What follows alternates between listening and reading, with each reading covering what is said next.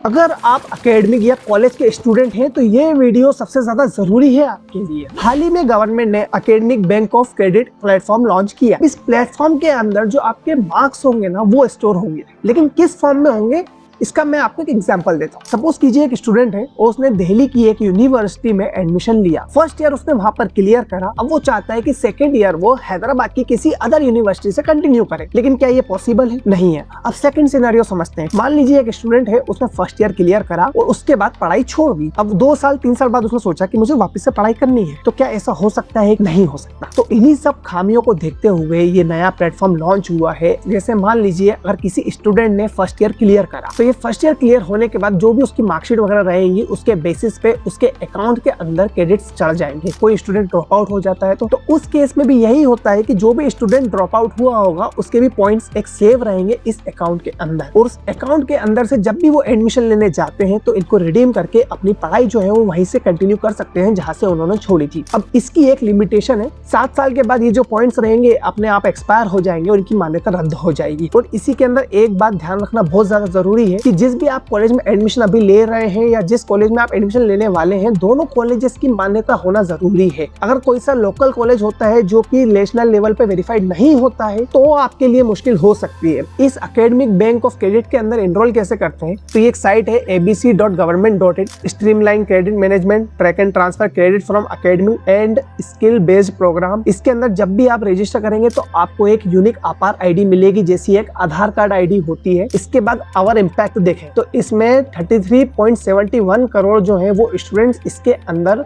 Register हो चुके हैं, और इसी के अंदर 26.38 करोड़ स्टूडेंट्स जो है वो वेरीफाइड हो चुके हैं अपार आईडी के साथ। इस साइट पे जाने के बाद यहाँ पे ऑप्शन दिख जाएगा आपको login plus register. As a student आपको सिलेक्ट करना है। उस लॉगिन के वक्त आपका mobile number, user name, other ID digital locker की पूछेगा, तो आपको डिजिटल लॉकर से वेरीफाई करके केवाईसी कर लेनी है, आपका रजिस्ट्रेशन हो जाएगा। जो भी आपने डिजिटल लॉकर के अंदर अपनी डिटेल्स अपलोड करी है, आपकी जो मार्कशीट वगैरह सब कुछ अपलोडेड है उसको भी वेरीफाई कर लीजिएगा, बाकी आपका काम हो जाएगा। और मेरी मानो तो आप ये आज से जरूर कर लेना, और इस वीडियो को हर एक स्टूडेंट के साथ शेयर कीजिए।